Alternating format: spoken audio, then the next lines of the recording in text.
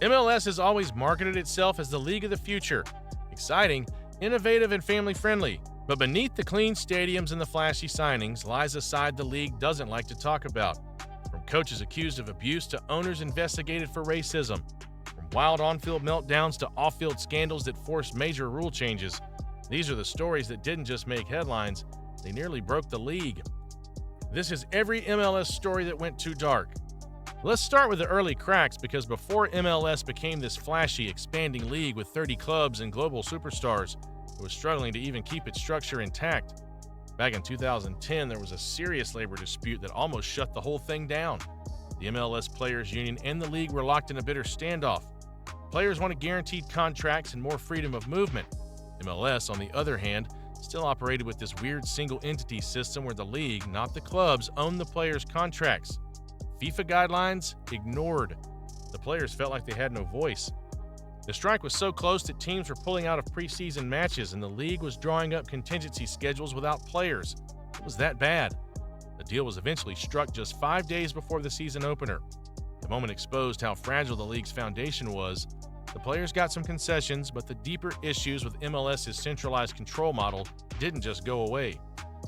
Now add that to the league's very first doping scandal. In 2008, New York Red Bulls defenders Jeff Parke and John Conway tested positive for banned performance-enhancing supplements. 10-game bans and heavy fines followed. That might not sound massive today, but back then, it was the largest suspension in MLS history. It shook fans because MLS had branded itself as clean, controlled, and drama-free. This tore that illusion apart. And here's the thing, neither of these incidents got as much attention as they should have. They were downplayed, quieted. The league wanted to maintain the image that everything was under control, but behind the scenes, players were fighting for basic rights and the league was trying to avoid a total PR collapse. And just when things looked like they were stabilizing on paper, MLS faced an even more disturbing crisis. One that wasn't about contracts or doping, but about personal conduct off the pitch. Let's get into that next. Off-field misconduct and abuse allegations. This is where things started getting uncomfortable. MLS wasn't just dealing with business problems anymore. It was facing serious accusations about how players were treated and how the league responded to personal misconduct. Let's start with Peter Nowak. At one point, this guy was seen as a respected figure in American soccer. Former national team player, head coach of the Philadelphia Union. But in 2012, it all unraveled. He was accused of abusing his players, literally. We're talking about forced runs in extreme heat, denying players water during practice, and even using paddles to spank them as punishment. It's not tough coaching, that's abuse. Players filed formal complaints. The investigation found that he was creating a hostile and unsafe environment. MLS backed the union's decision to fire him, but Nowak didn't go quietly. He tried to sue the club for wrongful termination and lost. The court upheld the team's decision, confirming how serious the situation was. And then there's the Daniel Paladini case in 2014. He wasn't a superstar, but his story mattered. He was suspended by the league after being charged with domestic battery. No press conferences, no major headlines, just silence. He later pleaded guilty to a reduced charge, but the league never really addressed it publicly. That silence said a lot. The issue here isn't just that these things happened, it's how the league handled them. MLS built its reputation on being a family-friendly league, but when serious abuse and misconduct happened behind closed doors, there was a pattern of downplaying or quietly resolving it. No transparency, no meaningful statements. This wasn't just bad optics. It made players and fans question how seriously the league took issues of safety and accountability. And that brings us to another layer of the problem. When the people at the very top, the owners themselves, became the story. Ownership controversy and racism probe. Now, when the people running the clubs become the problem, that's when things go from concerning to outright disturbing. In the case of Dell Hansen, the former owner of Real Salt Lake, was one of those moments that exposed how deep the rot went. In August 2020, everything blew open. Hansen went on a local radio station and publicly criticized his players for boycotting a match in protest of police brutality after the Jacob Blake shooting. That alone set off alarms, but what followed was even worse. Multiple reports came out accusing him of creating a toxic work environment, one where racist comments, intimidation, and inappropriate behavior were reportedly common. Former employees, both from the soccer side and his other business ventures, described a culture of fear. Some said they were afraid to speak up. Others had already left in silence. MLS and NWSL launched investigations. Sponsors started pulling out. Players spoke up. The pressure was immediate and it was loud. Within a matter of days, Hansen announced he would sell the team. But here's what makes it all the more troubling. This wasn't a new pattern. People have been calling out Hansen's behavior for years, but it took a public protest and a massive media spotlight for the league to act. The delay showed how much power owners held and how reluctant MLS was to challenge them, even when their behavior crossed the line. This wasn't just about one man, it was about a league learning, far too slowly, that silence enables harm. While Hansen eventually stepped down, the damage to the league's reputation was already done. Unfortunately, ownership scandals aren't the only place where things got out of control. Sometimes the darkness spills out onto the pitch and the sidelines.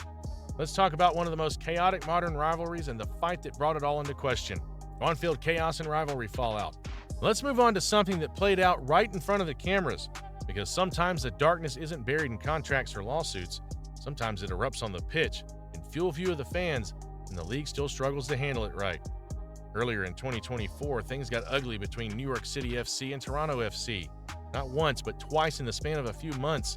What started as a heated rivalry quickly spiraled into something far more serious. In March, after a tense 1-1 draw, reports surfaced of a physical altercation in the tunnel. And we're not talking about a bit of shouting. Toronto accused NYCFC head coach Nick Cushing of punching one of their staff members. Cushing denied it, but multiple accounts said something physical happened. The league launched an investigation. Weeks passed and then nothing. No suspensions, no official disciplinary action, just a vague statement from MLS saying they found no conclusive evidence of wrongdoing. That silence only fueled the fire. Fast forward to May, the teams met again. Same intensity, same tension, and again it ended in chaos. Shoving matches, verbal exchanges, and once again accusations flying post-match. The narrative around this rivalry wasn't about football anymore. It was about violence, cover-ups, and whether the league had lost control. Here's the issue. When players and coaches believe they can get away with this kind of behavior because the league won't act decisively, it becomes a cycle. And fans see that. They lose trust, not just in the rivalry, but in the league's ability to protect its credibility. MLS has always marketed itself as a league of respect and discipline. But when confrontations like this go unpunished or brushed aside, it shows a double standard.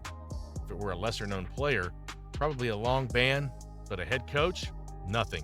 And as much as these moments spark drama, they also raise a bigger question about what MLS chooses to protect and what it chooses to ignore. But the tension between fans and the league didn't stop on the sidelines. In fact, the next controversy hit right in the heart of the stands.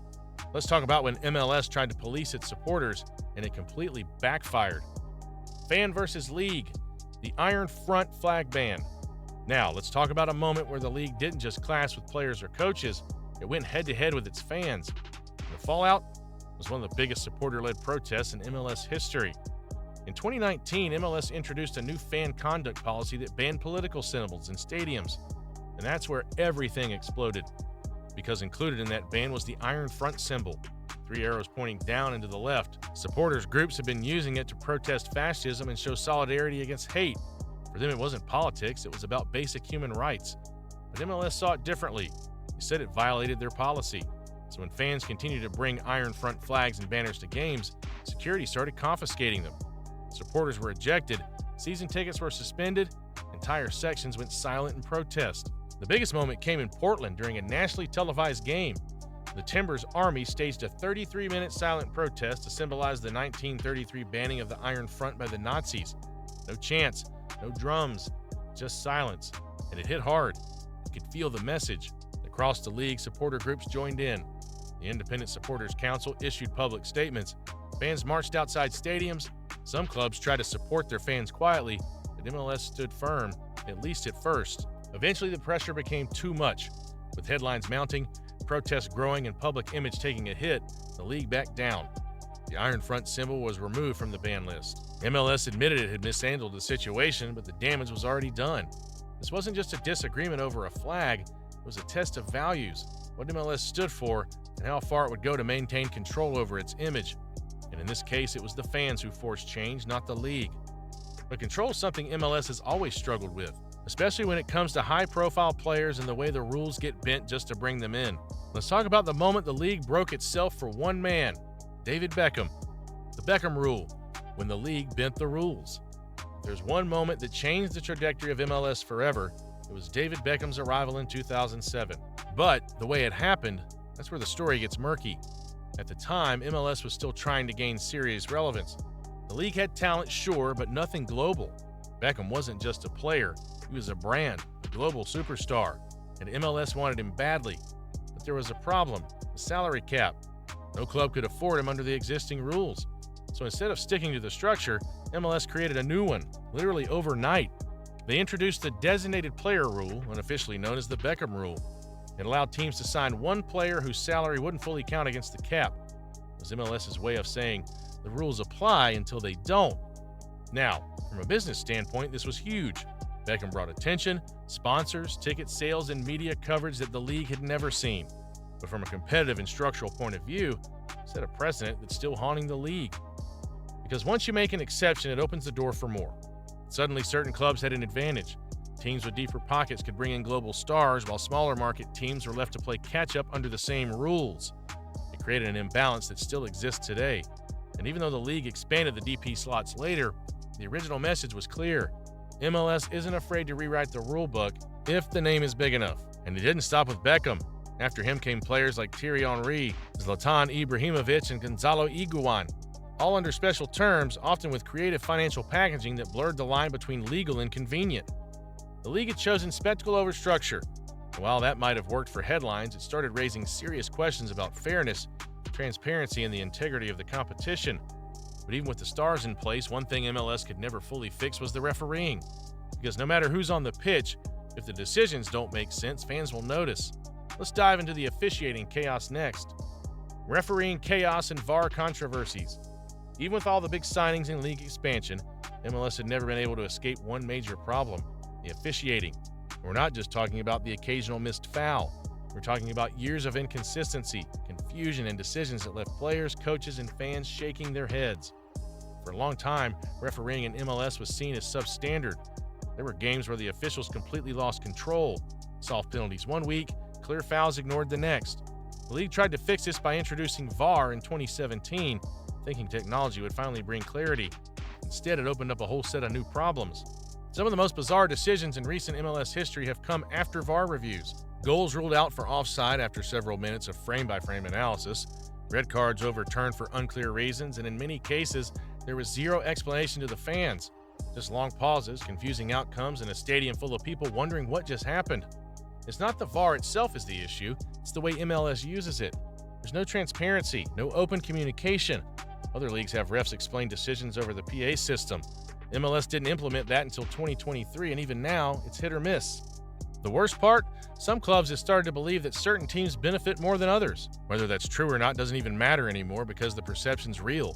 And when fans think the league favors big market teams, it damages everything. Trust in the product, belief in fair competition, and the legitimacy of results. And this isn't an isolated problem. It's part of a larger trend where the league's response to chaos is silence or vague statements. And that's how controversies pile up year after year. But sometimes it's not just bad decisions or missed calls. Sometimes the chaos becomes unforgettable because a player completely loses it live in front of everyone. In MLS history, one name that stands out more than most: Clint Dempsey. Let's talk about that moment next. Truth is, every league has dark chapters, but the difference is how they deal with them. MLS has made progress, no doubt, but some of these stories show that there's still a long way to go.